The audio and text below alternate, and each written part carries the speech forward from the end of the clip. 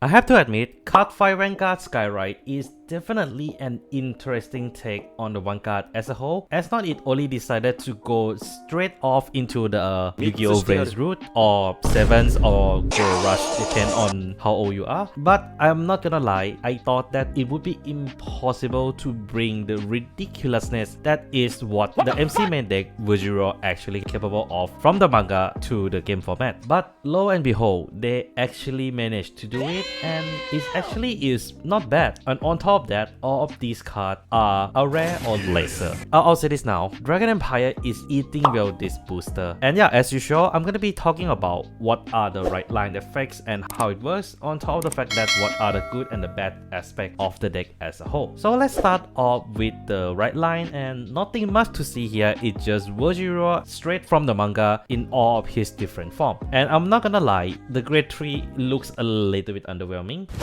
Emotional damage! But what is not underwhelming is definitely his effect. Starting off with Rising Star Virgila, he has 2 skills, where during your turn this unit get additional 2k for each of your record, and if you would write from your right deck, you can actually change your cost from discarding a card from your hand to Soul Blast 1 instead. So yeah, this is very simplistic but very effective, as this allows you to actually get an early huge power boost in the earlier part of the game, on top of the fact that for the next turn, you will not waste a card from your hand because of the change in right cost skill. But I would have to say, what really makes the deck interesting is in mostly his grade 2 cards.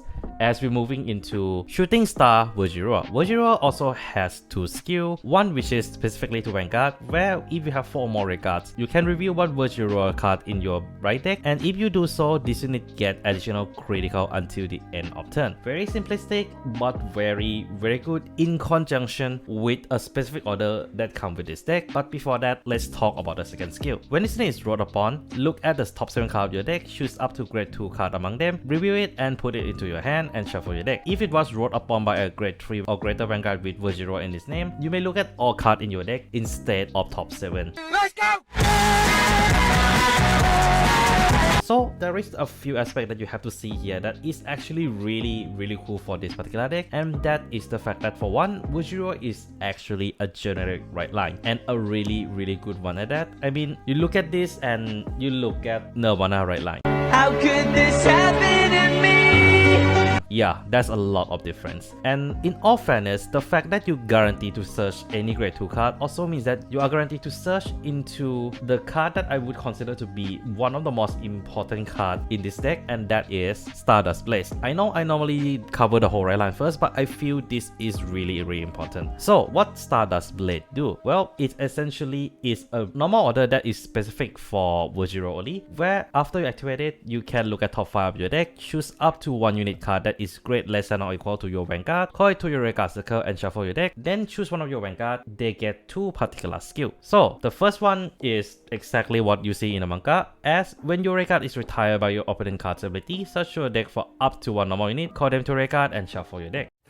Know your fucking place, trash! I will say this now, don't care about this effect because it's not very good right now. But what you should care for is the second skill that was given, where this order gives Vanguard additional 3k for each normal unit on your record circle and in your drop zone. This card easily helped to push Virgila from just 10k with a crit into at least 22k onwards. Depends on how many cards you have in your drop zone and also on your field. But you most likely will have 4 different records on the field to activate additional critical effects of the grade 2. What made this card so interesting is the fact that it's allow you to actually play into great game and really well, because of the fact that this doesn't permanently flip the Virgila grade 3 face up. So because of that, you literally can just consistently gain crit throughout the game and literally just lock your opponent out of certain card skill completely, which is actually quite insane. But there is one more card we have to go through, and it is the most simplistic out of all. Rewrite the Star Virgila has only 2 skills. Act once per turn, Energy Blast 3, choose one of your opponent record, bind it, choose up to 1 grade 2 card from your drop zone and call it to a record circle. Very simplistic skill, nothing to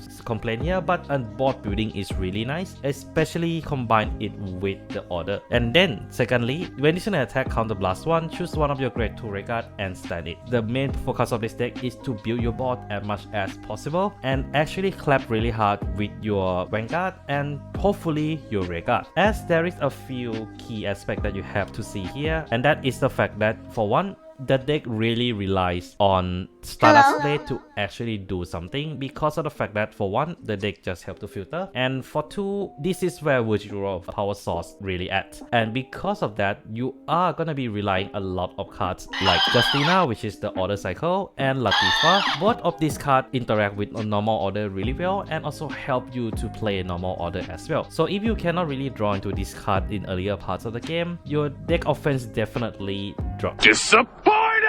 So yeah, that is pretty much about the deck actually. So let's go through the good part and the bad part about this deck. Virgila's best aspect is definitely ability to not only build the board very quickly by turn 2, but also the fact that you can actually play grade 2 game for a few turns before you actually have to ride into grade 3. Secondly, the deck is super generic and actually quite easy to pick up, on top of the fact that all of the cards that you're gonna be needing them, all of them are rare or less.